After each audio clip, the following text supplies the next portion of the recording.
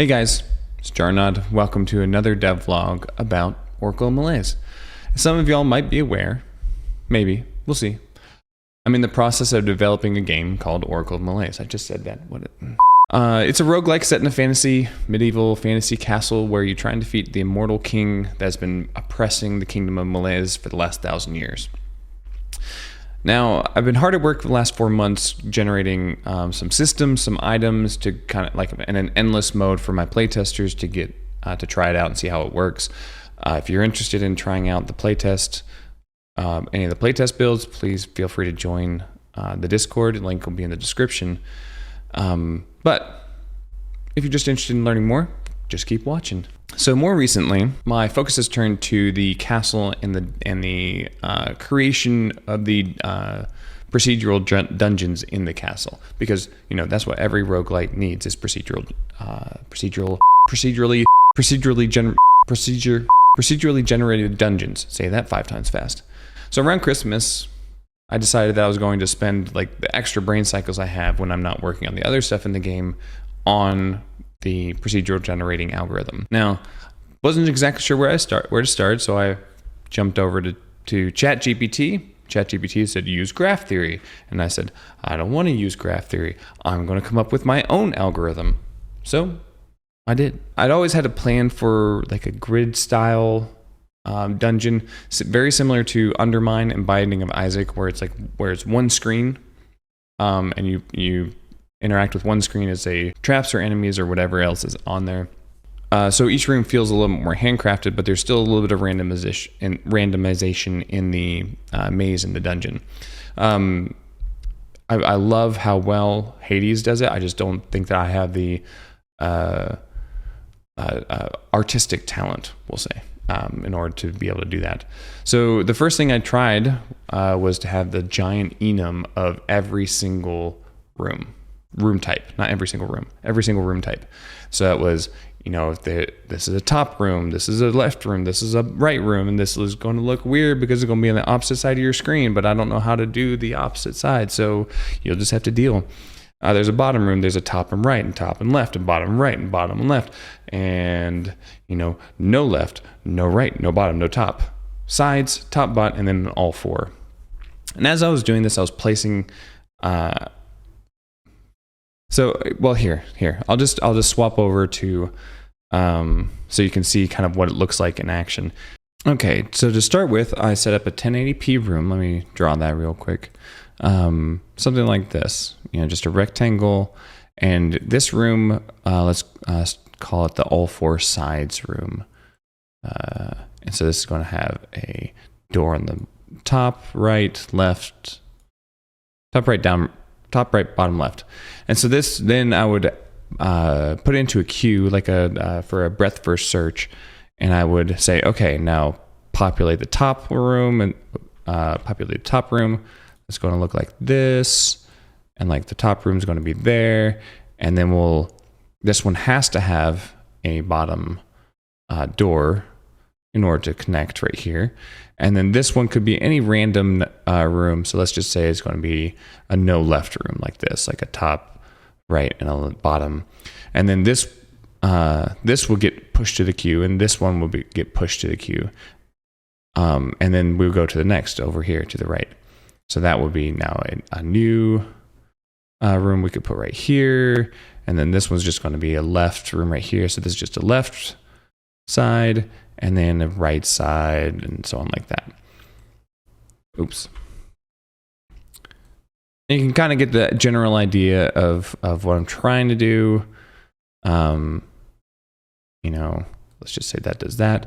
And I don't know if you can tell already, and some of you guys, you smart ones over there, are going to be like, "Oh, I see a bug, Jarnod. I see a bug. You're hurting you're hurting yourself by doing this," and I'll explain in a second.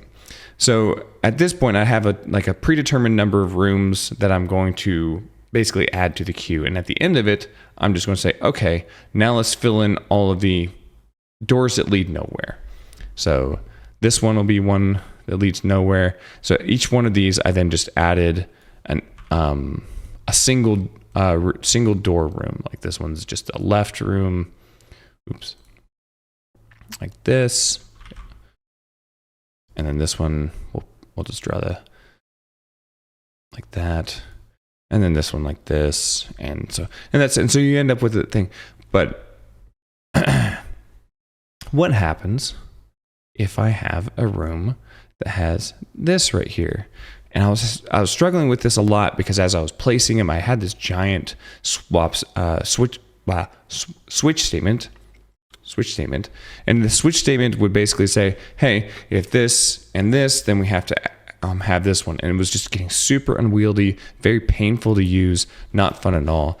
But luckily at the time I was hosting my parents for Christmas. And so I was explaining this algorithm to them, and I was going through and trying to figure things out, because really what the problem is right here is I need that. I need a room pointing up and down. And I was having so much trouble. And I don't know if y'all have ever experienced this in software engineering. I have, when I was writing a compiler in college, I was doing 20 credits that semester. It was a dumb move on my part. But as I was doing it, I was basically working on the compiler 40 hours a week and then all my other homework too. And I fell asleep. There's a day before the compiler was due, and I had one bug that I was still struggling with, and I couldn't quite figure it out. And I remember falling asleep. It was 2:00 in the morning, and I woke up at 4, and I was like, I solved it. I figured it out. And then I fell back asleep, and I woke up the next morning. I was like, oh no, I don't remember what it was, but luckily I did end up remembering. Anyway, so I was talking to my walking my dad through this, because he's not a software engineer. He's a theologian, and he does. So I have to explain things very much on a rubber ducky stage. If you're not familiar with the rubber ducky story, it was from it's an old, probably an urban legend from software engineering days, where a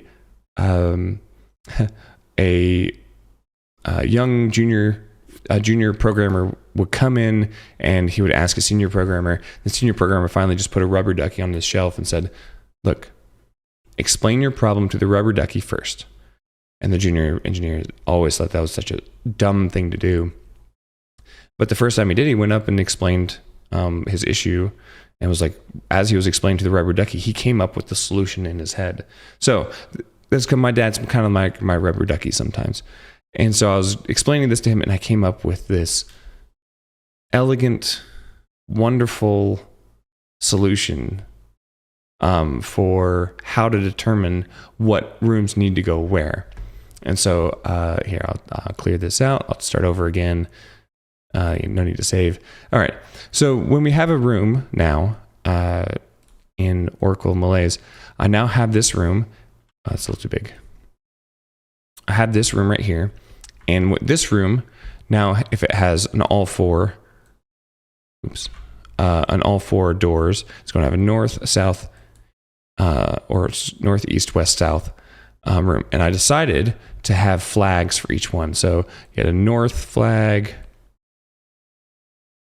I don't know why I'm doing this in Paint. So this a east flag. Goodness, I'm so bad at typing or writing with a mouse. South. And then the west, right? So this one has, and then each one corresponds to a single bit. North is the furthest right, west is the furthest left. So I end up, this one is going to be a 1, 1, 1, 1 room. But when I add a room here, and this one's going to be have a left door and a right door, and this one's going to have a top door and a right door. So this one is now a 1, 1, 0, 0 room, and this one's going to be a 1, 1, 0, 0, and this one is going to have to be flagged as a the only one that fits here, because I have to have it, because right now I'm placing the end one, so there's no doorways outside. So this one cannot have a door on the south and a door on the east. That makes this room have to be a west one, no south, no east, and a north thing. And suddenly I have a mask, a bit mask that I can sit there and I can check in one line to be like, hey, one line. Nothing else matters on it. All I have to do is check, 4 bits, and that will tell me which doors fit here. And oh my gosh, it makes my code simpler. It makes like it's going to be so much easier for a designer just to be like, hey, yes, it has a north door. No, it does not have an east door. No, it does not have a south door. Yes, it has a west door. And all they have to do is check some things when they're designing out the room. And I was such, like, every now and then you have these moments in software engineering where, like, it's not a super clever solution. It's not going to, like, probably win any awards, but it was so perfect for what I needed and so elegant for what I needed that I had to use it. And so I rewrote the algorithm and it worked, and now it works perfectly. And well, I'll show it to you in a second, but I'm so happy about it. And it ended up working out just great. So here it is in action. It's kind of cool.